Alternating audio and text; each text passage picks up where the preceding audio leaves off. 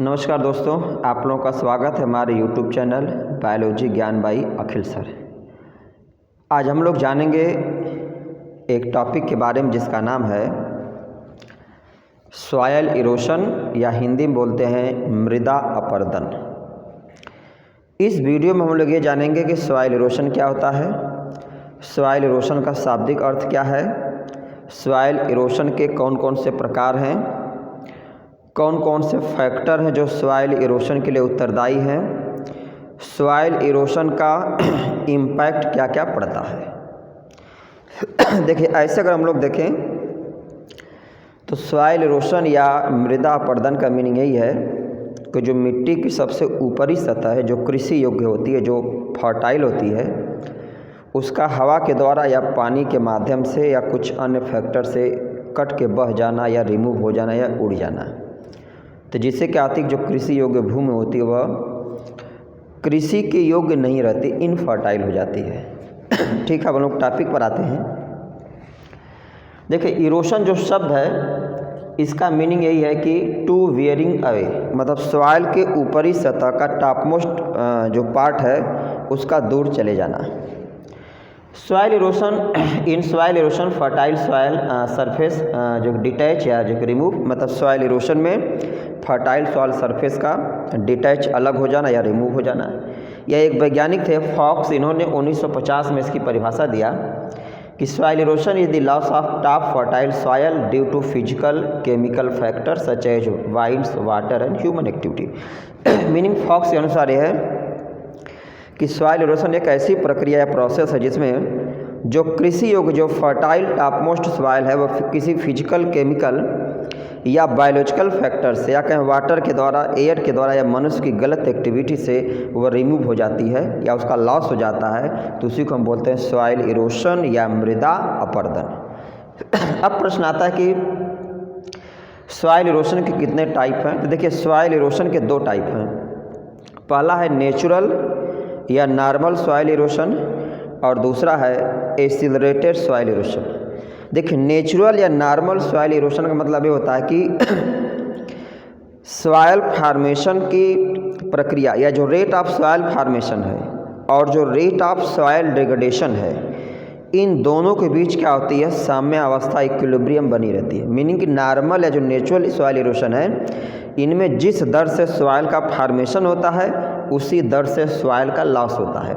तो जिससे क्या होता है कि इसमें दोनों को भी जब साम्यावस्था बनी रहती है तो इरोशन किसी प्रकार से नुकसानदायी हम लोगों के लिए नहीं होता है।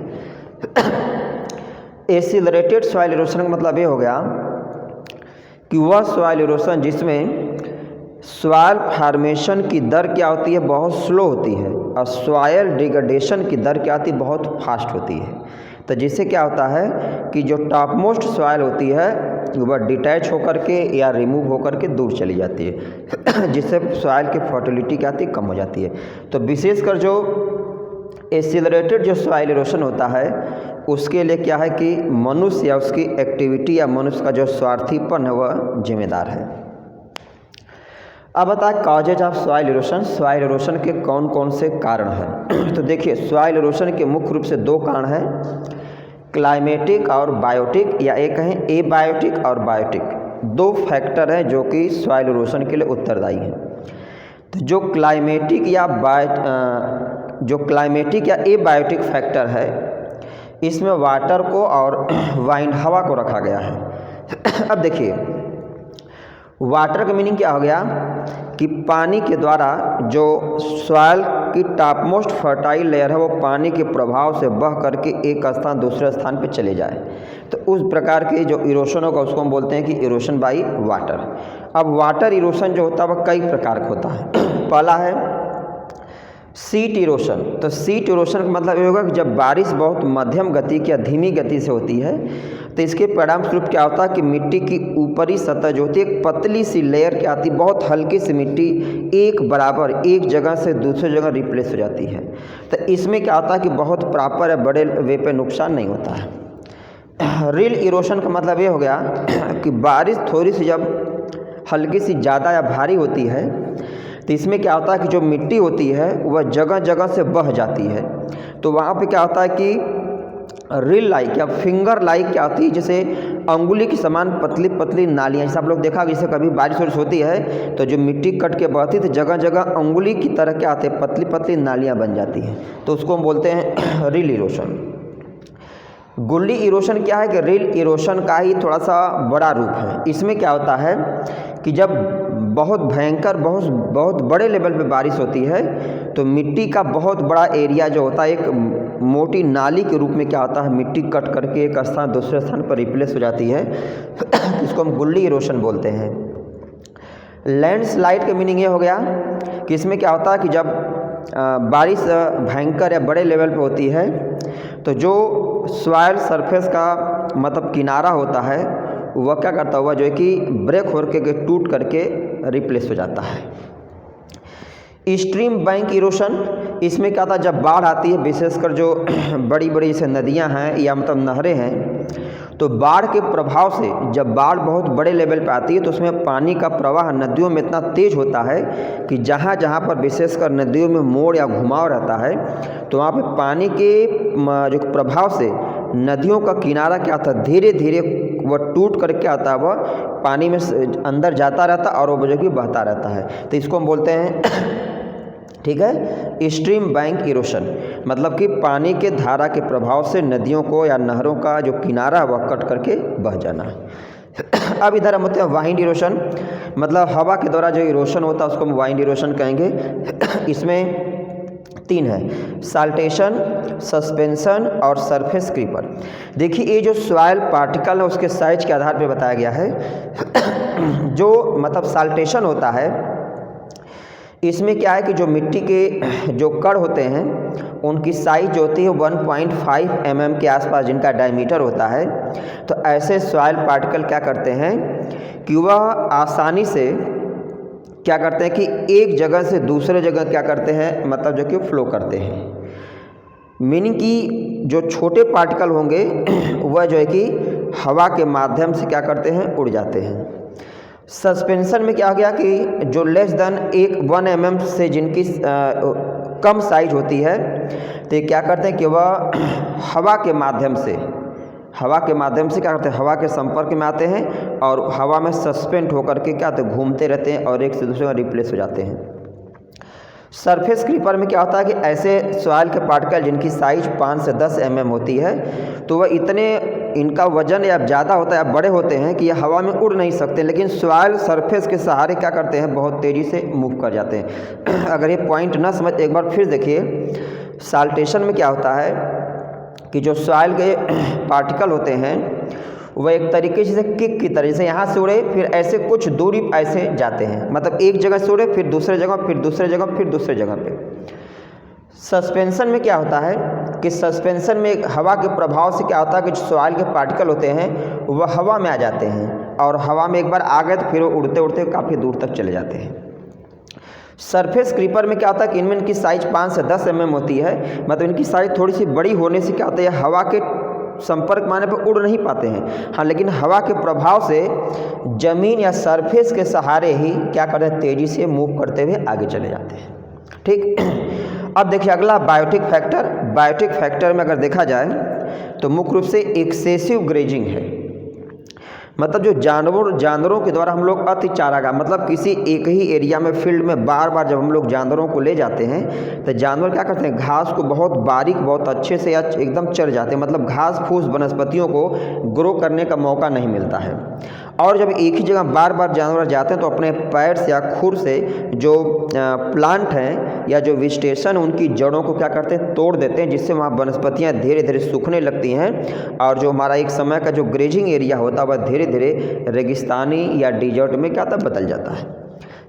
डिफॉरेस्टेशन, जैसे हमारी पॉपुलेशन ग्रोथ बहुत ज़्यादा बढ़ रही है तो पॉपुलेशन ग्रोथ के बढ़ने से जो तमाम सारे स्कूल बन रहे हैं, रोड बन रहे हैं, तमाम कैंटीन अलग अलग बन रही हैं, फैक्ट्री बन रही हैं, शहर अलग अलग बसाए जा रहे हैं, तो इसके कारण क्या होता है कि लोग जो जंगल है इस टाइप के एरिया उसको क्या है दिन प्रतिदिन काट रहे हैं। तो इससे क्या होता है कि जब डिफॉरेस्टेशन जितना होगा, लॉस ऑफ प्लांट जितना ज़्यादा हम लोग फॉरेस्ट को काटेंगे तो इसका नुकसान ये होगा कि हमारा जो इकोसिस्टम वह डिस्टर्ब होगा और सॉइल के जो इरोशन की दर वो क्या करेगी बढ़ेगी, क्योंकि जो पेड़ पौधे हैं उनकी जड़ें जो होती हैं सॉइल पार्टिकल को बांधे रखती हैं। अब हम लोग आते हैं कुछ अदर जो काजेज हैं जो सॉइल इरोशन का कारण बनते हैं। इनमें है अनइवन डिस्ट्रीब्यूशन ऑफ रेनफॉल।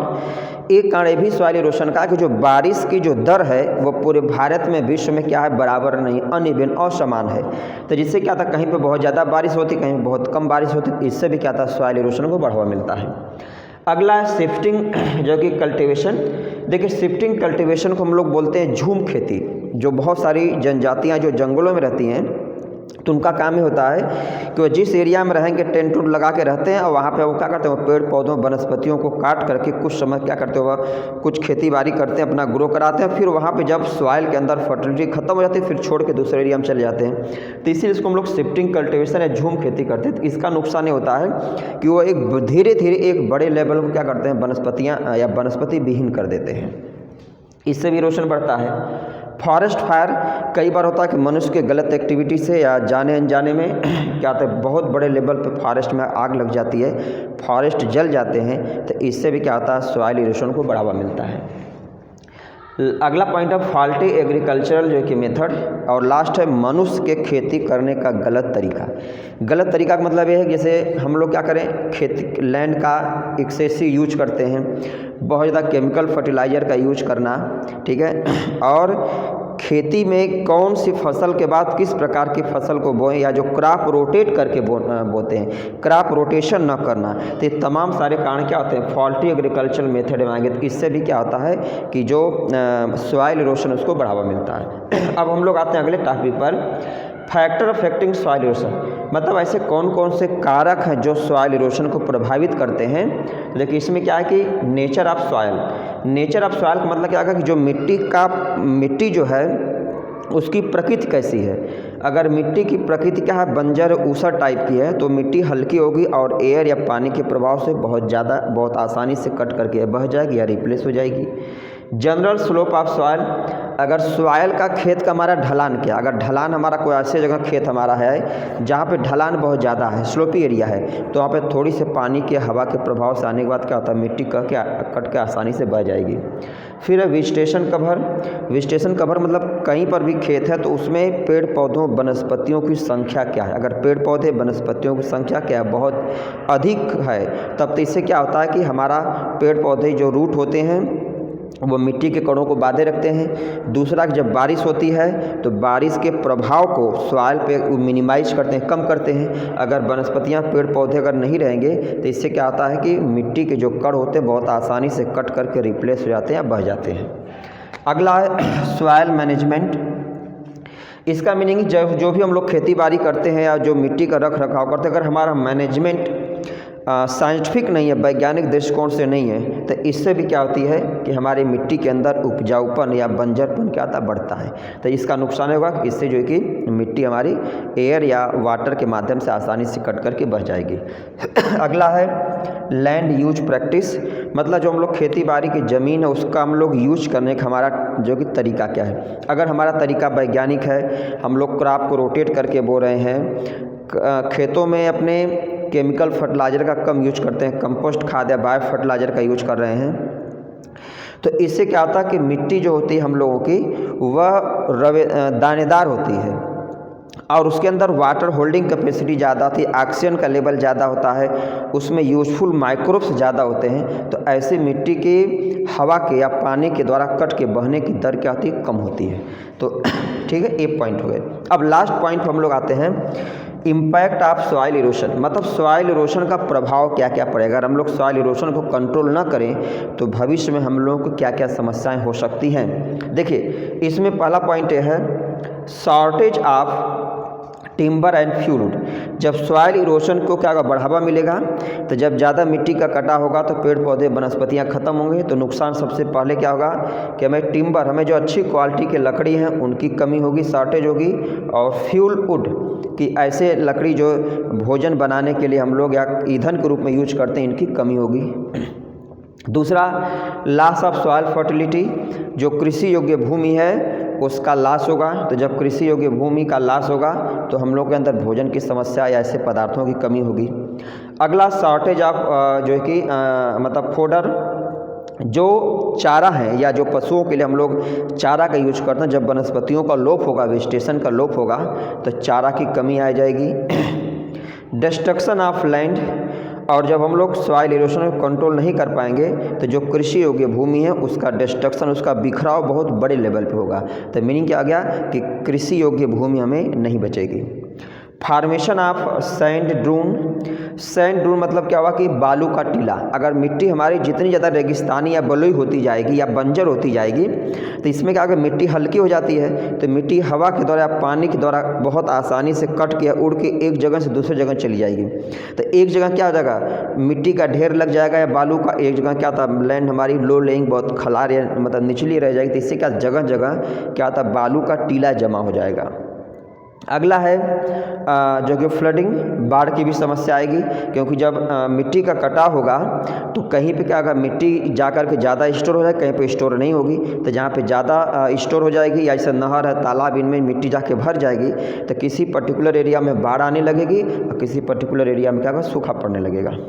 अगला silting of river, lake and dam, वही मीनिंग जब मिट्टी का इरोशन ज़्यादा होगा तो जो मिट्टी या कट करके जाएगी जो कृषि योग्य भूमि मतलब मिट्टी या सॉइल है, तो रिवर में, लेक, झरने में, डैम है, वहाँ जाके क्या कहते हैं पट जाएगा, उससे वो भर जाएगा। तो जिसकी समस्या क्या हो जाएगी कि जो पानी का जो ट्रांसपोर्टेशन है वह क्या बाधित होगा। अगला है स्कार्सिटी ऑफ फूड, जाहिर सी बात जब कृषि योग्य भूमि का लॉस होगा तो भोजन की या भोज्य पदार्थों की कमी या इसकी क्राइसिस होगी। और लास्ट वह अगला पॉइंट है वाटर पॉल्यूशन, जब मिट्टी कट करके समुद्र में या नदी में या नहर में जाएगी तो वहाँ से क्या होगा, वहाँ पे वाटर पॉल्यूशन की समस्या उत्पन्न होगी। अब उस वाटर का अगर हम लोग जो पॉल्यूटेड वाटर का उपयोग मनुष्य करता है, जानवर करते हैं, पेड़ पौधे करते हैं या कृषि योग्य खेतों में करते हैं, उसका हमें साइड इफेक्ट नुकसान देखने को मिलेगा। और लास्ट है जो कि डियर्टिफिकेशन, जितने तेज़ी से या बड़े लेवल पर सॉइल इरोशन होगा उसी स्तर से डियर्टिफिकेशन मतलब रेगिस्तानी एरिया का निर्माण होगा या रेगिस्तान या बंजर भूमि का फॉर्मेशन होगा। ठीक है, तो अगर हम इन तमाम पॉइंट को अगर हम लोग ध्यान में रखें तो हम लोग आसानी से जो कृषि योग्य भूमि है उसको कटने से, उसको उड़ने से रोक सकते हैं। उम्मीद आप लोगों को वीडियो समझ में आया होगा। अगर वीडियो नहीं कहीं पर किसी पॉइंट में कोई कन्फ्यूजन है तो आप लोग जो कमेंट के माध्यम से पूछ सकते हैं। वीडियो को हमारे लाइक करिए, सब्सक्राइब करिए और चैनल को अधिक से अधिक जो है कि शेयर करिए, जिससे क्या हो कि अधिक से अधिक बच्चों तक ये वीडियो पहुँच सके। धन्यवाद।